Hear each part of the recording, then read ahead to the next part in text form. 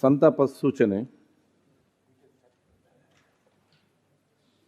ಮಾನ್ಯ ವಿಧಾನಸಭಾ ಸದಸ್ಯರಾದ ಶ್ರೀ ಶಾಮನೂರು ಶಿವಶಂಕರಪ್ಪ ಅವರು ನಿಧನ ಹೊಂದಿರುವುದನ್ನು ಈ ಸದನಕ್ಕೆ ವಿಷಾದದಿಂದ ತಿಳಿಯಬಯಸುತ್ತೇನೆ.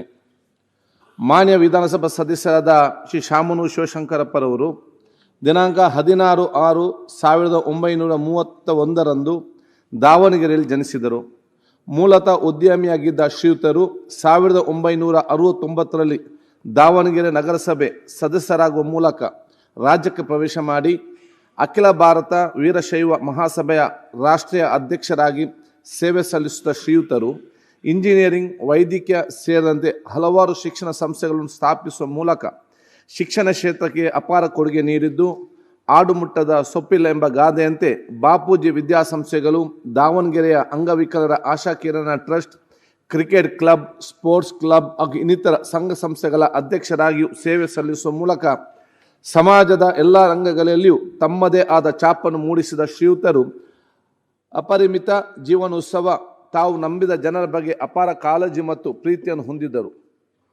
ಲೋಕಾನುಭವಿ ಶ್ರೀ ಶಾಮನೂರು ಶಿವಶಂಕರಪ್ಪನವರು ಒಬ್ಬ ವ್ಯಕ್ತಿಯಾಗಿರದೆ ರಾಜಕಾರಣ, ಶಿಕ್ಷಣ, ಸಾಹಿತ್ಯ, ಆರೋಗ್ಯ, ಅಭಿವೃದ್ಧಿ, ಶಕ್ತಿ, ದಾನ ಧರ್ಮ, ಅಭಿವೃದ್ಧಿ ಸೇರಿದಂತೆ ಎಲ್ಲ ಅಪೂರ್ವ ಗುಣಗಳ ಸಂಗಮವಾಗಿದ್ದರು. ದಾವಣಗೆರೆಯಲ್ಲಿ ಜವಳಿ ಗಿರಣಿಗಳ ಅವನತಿ ಉಂಟಾದಾಗ ಆ ಊರಿಗೆ ಒಂದು ಬ್ರ್ಯಾಂಡ್ ಇಮೇಜ್ ತಂದುಕೊಡುವುದರಲ್ಲಿ ಅವರು ಪ್ರಮುಖ ಪಾತ್ರ ವಹಿಸಿದರು. ಅಪಾರ ದೈವ ಭಕ್ತರಾಗಿದ್ದ ಶ್ರೀಯುತರು ನಾಡಿನ ಬಹುತೇಕ ದೇವಸ್ಥಾನಗಳ ಗೋಪುರಗಳ ರಥಗಳ ನಿರ್ಮಾಣಕ್ಕೆ ಕೊಡುಗೆ ನೀಡಿದರು. ಯಾರೊಂದಿಗೂ ವೈರತ್ವ ಸಾಧಿಸದೆ ಎಲ್ಲರೊಂದಿಗೂ ಸ್ನೇಹದಿಂದ ಇರುತ್ತಿದ್ದ ಅವರು ಅಜಾತ ಶತ್ರು ಎನಿಸಿದರು. ಜಗತ್ತಿನಾದ್ಯಂತ ಕೊರೋನಾ ಸೋಂಕು ವ್ಯಾಪಕವಾಗಿ ಆವರಿಸಿದ್ದಾಗ ಜಿಲ್ಲೆಯ ಬಡ ಜನರಿಗೆ ಉಚಿತವಾಗಿ ಕೊರೋನಾ ಲಸಿಕೆ, ಆಹಾರ, ಔಷಧಿ ಹಂಚುವ ಮೂಲಕ ಸಾಮಾಜಿಕ ಕಳಕಳಿ ತೋರಿಸಿದ್ದರು.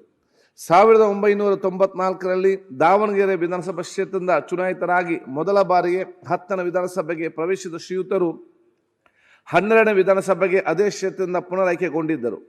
ನಂತರ ದಾವಣಗೆರೆ ದಕ್ಷಿಣ ವಿಧಾನಸಭಾ ಕ್ಷೇತ್ರದಿಂದ 13ನೇ, 14ನೇ, 15ನೇ, 16ನೇ ವಿಧಾನಸಭೆಗೆ ಸತತವಾಗಿ ಆಯ್ಕೆಗೊಂಡು 2013ರಿಂದ 16ರ ಅವಧಿಯಲ್ಲಿ ಕೃಷಿ, ಮಾರುಕಟ್ಟೆ ಮತ್ತು ತೋಟಗಾರಿಕೆ ಸಚಿವರಾಗಿ ಕಾರ್ಯನಿರ್ವಹಿಸಿದ ಶ್ರೀಯುತರು 1998ರಲ್ಲಿ 12ನೇ ಲೋಕಸಭೆಯ ಸದಸ್ಯರಾಗಿಯೂ ಸೇವೆ ಸಲ್ಲಿಸಿದರು.